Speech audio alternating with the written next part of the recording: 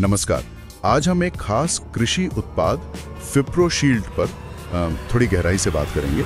हमें जो जानकारी मिली है उसके हिसाब से इसका मुख्य तत्व है फिप्रोनिल 5% SC।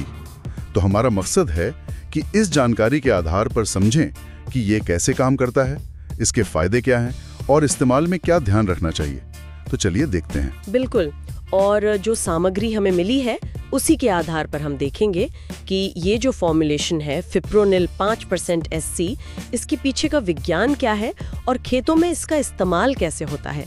ये समझना वाकई दिलचस्प होगा कि ये किसानों के लिए क्यों महत्वपूर्ण है। हाँ, तो सबसे पहले ये फिप्रोशील्ड आखिर है क्या चीज।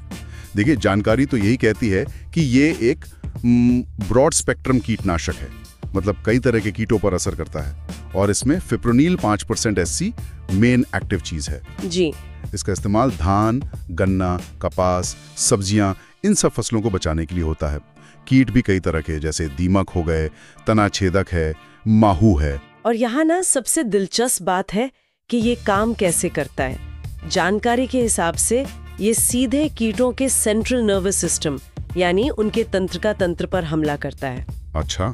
हाँ, खास तौर पे ये उनके जो गाबा रिसेप्टर्स होते हैं ना, उनको ब्लॉक कर देता है। आप इसे ऐसे समझ सकती हैं कि कीड़ों के नर्वस सिस्टम का ब्रेक फेल कर दिया। ओह, तो उनमें जबरदस्त उत्तेजना होती है, फिर लकवा और आखिर में मौत। मतलब ये हुआ कि कीट के सिर्फ छूने से नहीं, अगर वो इसे खा ले तब भी काम करेगा। अरे वाह, मतलब कांटेक्ट और इंजेक्शन दोनों। हाँ बिल्कुल, दोहरी मार। तो ये सिर्फ सतह पर ही नहीं बल्कि पौधे के अंदर घुसकर भी काम करता है। ये तो कमाल है। जी हाँ, जानकारी यही बताती है कि इसका सिस्टमिक एक्शन भी है, यानी ये पौधे के सिस्टम में अंदर तक जाता है। तो फिर तो मिट्टी वाले कीट और पत्तों वाले कीट दोनों पर असरदार होगा, जैसे दीमक, रूट ग्रब्स। हाँ, दीमक, रूट ग्रब्स, फिर वो माहो, एफिड्स, जैसिड्स, तना छेदक, इन सब पर कंट्रोल मिलता है इससे। लेकिन इसकी बनावट में भी कुछ खास है क्या? मतलब ये SC क्या चीज है? हाँ बिल्कुल, सामग्री में इसकी सस्पेंशन कॉन्सेंट्रेट SC टेक्नोलॉजी का जिक्र है। ये जरूरी है। इस टेक्नोलॉजी का मतलब है कि फिप्रोनिल के बहुत महीन कण पानी में घुले नहीं होते बल्कि तैरते रहते हैं, सस्पेंडेड रहते हैं। ओके। इससे फायदा ये होता है कि पानी में मिलाना आसान होता है और जब छिड़काव करते हैं तो ये पत्तों पर एक सार फैलता है। और सबसे बड़ी बात, ये आसानी से बारिश में धुलता नहीं है, तो दवा ज्यादा देर टिकी रहती है, असर ज्यादा होता है, कवरेज भी बेहतर मिलता है। ये तो किसानों के नजरिए से बड़े काम की बात हुई। फायदे अगर देखें तो जैसा बताया गया है, एक तो कई तरह के कीटों पर असरदार है, सही, और लंबे समय तक सुरक्षा देता है। शायद बार बार छिड़काव की जरूरत कम पड़ती होगी। हाँ, ये एक बड़ा फायदा है। किसानों का समय, मेहनत, पैसा बच सकता है।